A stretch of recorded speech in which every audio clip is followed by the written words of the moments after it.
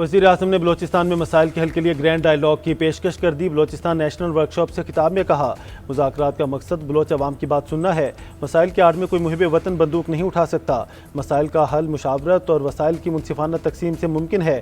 جب چاروں صوبے مل کر چلیں گے تو ہی ملک ترقی کرے گا۔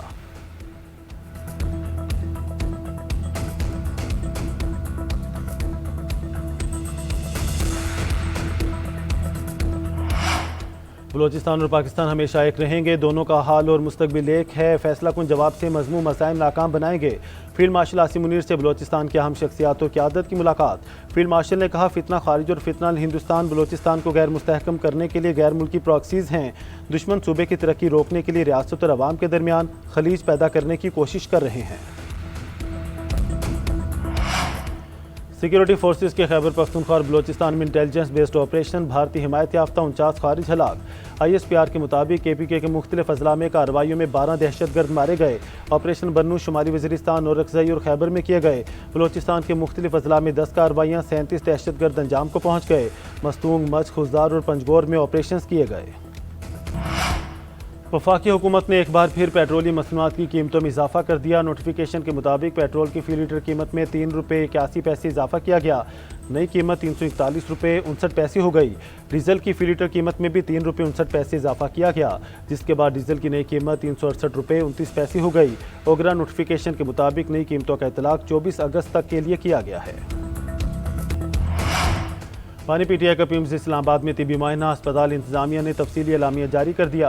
انتظامیہ کے مطابق 20 اور 21 اگست کے درمیانی رات عمران خان کو پیمز اسپتال لایا گیا۔ شفا انٹرنیشنل اسپتال کے 2 ماہرین نے آنکھوں کا تفصیلی معائنہ کیا۔ مریض کی پرائیویسی اور سپریم کورٹ کی ہدایات کے تحت رپورٹس خفیہ رکھی جائیں گی۔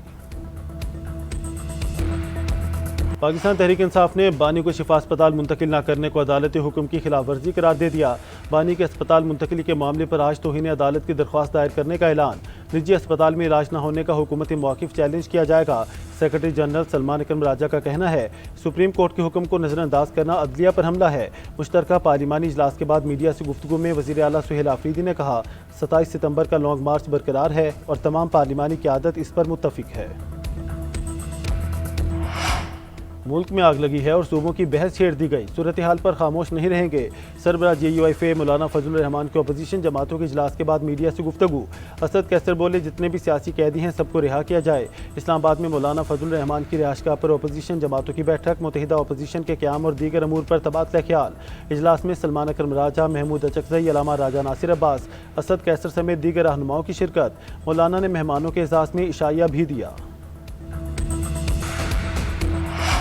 شام پر اسرائیلی حملوں کے خلاف پاکستان سمیت 12 مسلم ممالک یک زبان۔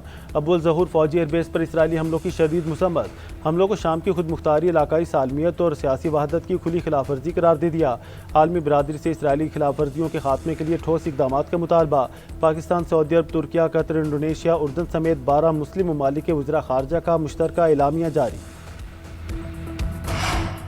ایران معاہدے کا خواہشمند ہے، امریکی صدر ڈونلڈ ٹرمپ کا دعویٰ۔ میڈیا سے گفتگو کرتے ہوئے ان کا کہنا تھا، ایران معاہدہ کرنا چاہتا ہے لیکن درست ڈیل کے لیے تیار نہیں۔